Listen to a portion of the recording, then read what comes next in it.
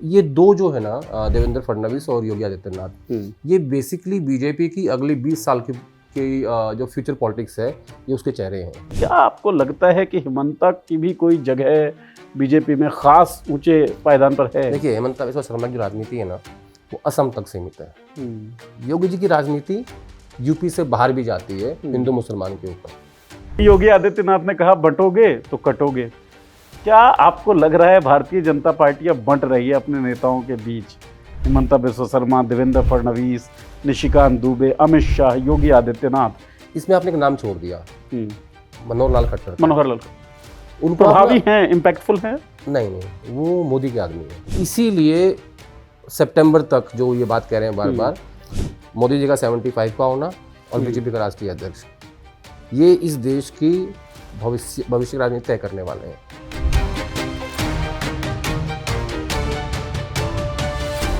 अच्छा जी, मैं ये समझना चाहता हूँ कि भारतीय जनता पार्टी के बारे में ये कहा जाता है कि भाई इसमें डिसिप्लिन बहुत ज़्यादा है, मतलब ऊपर से जो आदेश आ गया वो सब कुछ फॉलो होगा और किसी भी चुने हुए प्रतिनिधि की भी इतनी हिम्मत नहीं है कि ऊपर के आदेश से अलग कुछ और करता हुआ वो दिखे।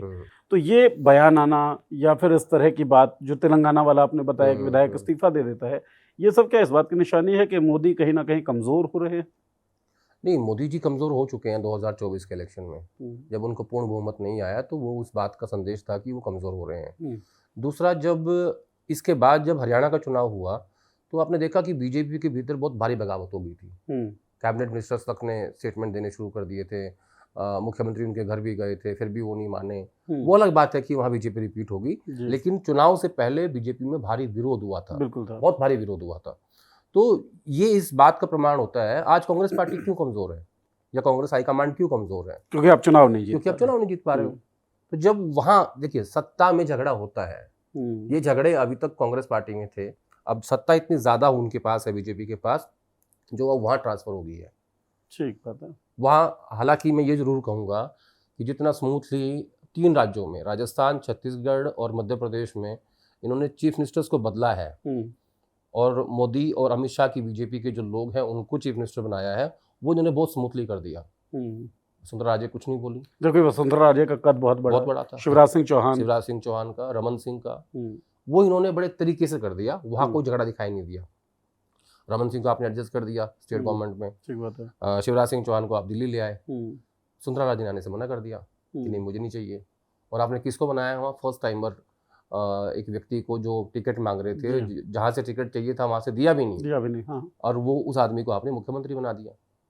तो ये उसमें करने में कामयाब रहे हैं। लेकिन मैं ये कहूँगा कि जब से 240 आई है तब से इनके यहाँ भी और सत्ता में हमेशा झगड़े होते हैं, ये उसका प्रमाण है। निशिकांत दुबे से लेके तेलंगाना तक और अभी तक पीछे हरियाणा तक, और आगे मुझे लगता है ये चीज़ें और ज़्यादा खुल के सामने आएंगी, क्योंकि इसकी शुरुआत जिस हिसाब से निशिकांत ने की है ना, तो ऐसा नहीं है कि उनके लॉयल नहीं है पार्टी के अंदर।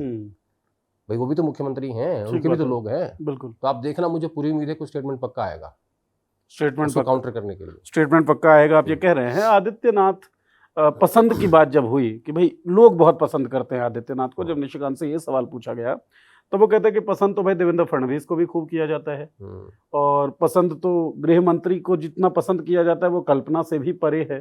तो ये जो नाम है पसंद वाले, इस पर क्या टिप्पणी है आप? देखिए, जो उन्होंने कहा कि कल्पना से परे है, अमित शाह का लोग पसंद करते हैं, सही बात है, कल्पना से परे है। देखो मैंने क्या कहा कि लॉयल्टी दिखाने की कोशिश हो रही है, और ये इस बयान से उसमें झलकता है। दूसरा, देवेंद्र फडणवीस भी योगी जी की तरह महाराष्ट्र के सेकंड टाइम चीफ मिनिस्टर बने हैं। हालांकि थर्ड टाइम है उनकी, उन्होंने एक दिन और शपथ ली थी और वो मैं छोड़ देता हूँ। सेकंड टाइम मुख्यमंत्री हैं, और महाराष्ट्र उत्तर प्रदेश के बाद दूसरा सबसे बड़ा राज्य है और फाइनेंशियल कैपिटल भी है हमारी। और फडणवीस के आरएसएस के साथ संबंध भी अधिक घनिष्ठ है। नहीं, वो तो बिल्कुल साफ है, आरएसएस के ही मैन है, मैन ऑफ आरएसएस। तो ये दो जो है ना देवेंद्र फडणवीस और योगी आदित्यनाथ, ये बेसिकली बीजेपी की अगली 20 साल की जो फ्यूचर पॉलिटिक्स है ये उसके चेहरे हैं, क्योंकि इनके साथ इनकी आयु है, इनकी जो आयु है वो 50 और 55 के बीच में है।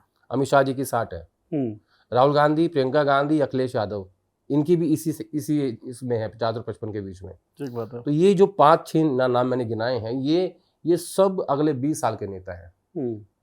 और सितंबर में प्रधानमंत्री जी 75 हो जाएंगे, 75 के। अब देखना वो है कि वो जो फॉर्मूला है वो उन पर लागू होगा या नहीं होगा, वो एक अलग बात है।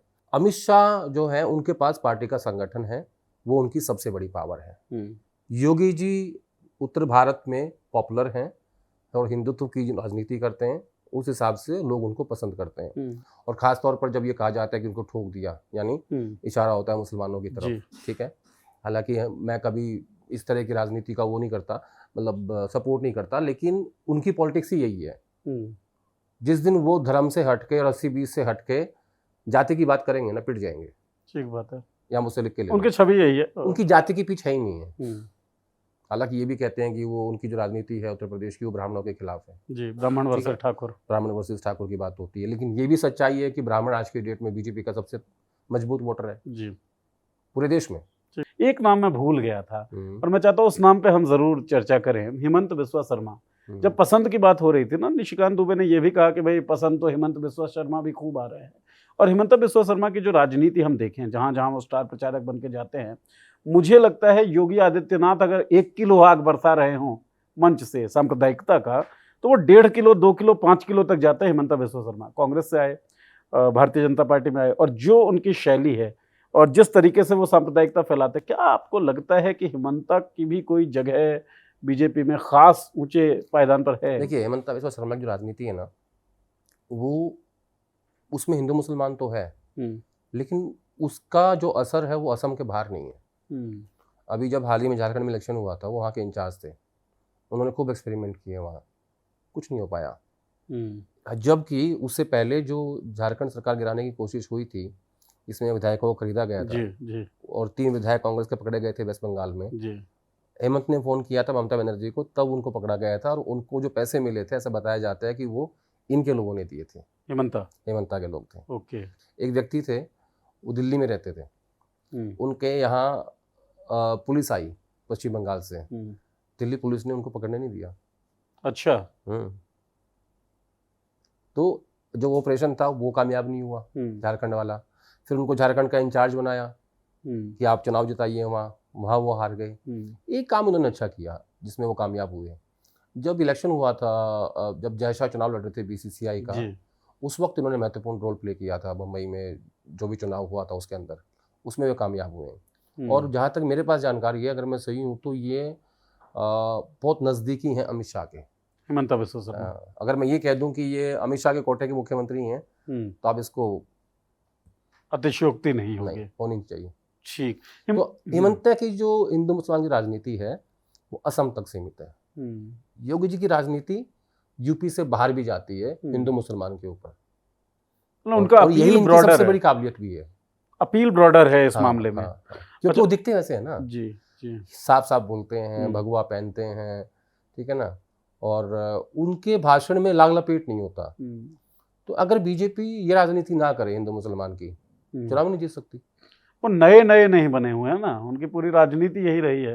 हेमंता कांग्रेस में रहे, कांग्रेस से आए हैं, बनने की कोशिश कर रहे हैं। दूसरा, योगी जी की राजनीति पैसे की तो नहीं है, हेमंता की पूरी राजनीति पैसे की है। वो बड़े मतलब पैसे वाले आदमी है।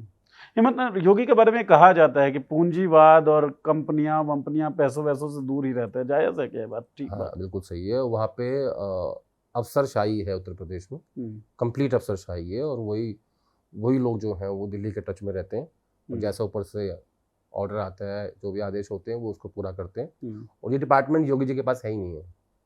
अच्छा, जिसकी आप बात कर रहे हो, तो योगी को चाहिए ही नहीं या दिया नहीं चाहते ही नहीं है वो। उनकी प्रायोरिटीज अलग हैं, उनको क्या करना है वो अलग है। आपने जो इतना विभाजन बताया है अभी पार्टी के अंदर, तो मुझे एक चीज़ याद आ गई, और इसलिए ये एक्सटेंड कर रहा हूँ मैं इस चर्चा को, कि जब भी महिलाओं के खिलाफ कोई अपराध होता है और बीजेपी के किसी नेता पर उसका आरोप लगता है, तो कहते हैं कि भाई इन्होंने तो पहले ही बोल दिया था बेटी बचाओ, किससे बचाना है ये अब समझ में आ रहा है। ऐसे ही योगी आदित्यनाथ ने कहा बंटोगे तो कटोगे। क्या आपको लग रहा है भारतीय जनता पार्टी अब बंट रही है अपने नेताओं के बीच? हेमंता बिस्वा शर्मा, देवेंद्र फडणवीस, निशिकांत दुबे, अमित शाह, योगी आदित्यनाथ, ये बंट रहे हैं, तो क्या कटने की शुरुआत भी है? निशिकांत दुबे को आप उसमें काउंट नहीं कर सकते। हाँ, मतलब निशिकांत दुबे ने बयान दिया, और बयान दिया, हो सकता है वो टूल भी हो, ठीक है ना, वो तो बयान के ही काम आते हैं वो।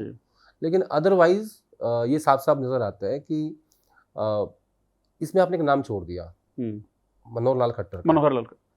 उनको प्रभावी हैं, इम्पैक्टफुल हैं। नहीं नहीं, वो मोदी के आदमी है। और मुझे ऐसा लगता है कि जो भी 1 2 3 नाम आज की डेट में चल रहे हैं बीजेपी के अध्यक्ष के लिए, उसमें एक नाम मनोहर लाल खट्टर का भी है। और क्यों मैं बताऊं, जो सबसे इंटरेस्टिंग है, क्योंकि वो सिर्फ मोदी की बात मानते हैं। नंबर 1 और नंबर 2 दोनों की बात नहीं मानते। और संघ क्या चाहता है? संघ चाहता है कि सिर्फ 2 लोगों का जो नजदीकी आदमी हो वो राष्ट्रीय अध्यक्ष ना हो, जो दोनों का नजदीकी हो, क्योंकि इनके बाद भी तो बीजेपी चलनी है। आप तो उसको मार ही दोगे। ठीक बात है। तो मनोहर लाल खट्टर एक ऐसे आदमी है कि जो दोनों के नहीं है, एक के। और संघ का वरदान, और संघ के तो है ही, प्रचारक रहे हैं पुराने टाइम के। तो इसलिए मैं कह रहा हूं कि उसको भी हल्के मत लो।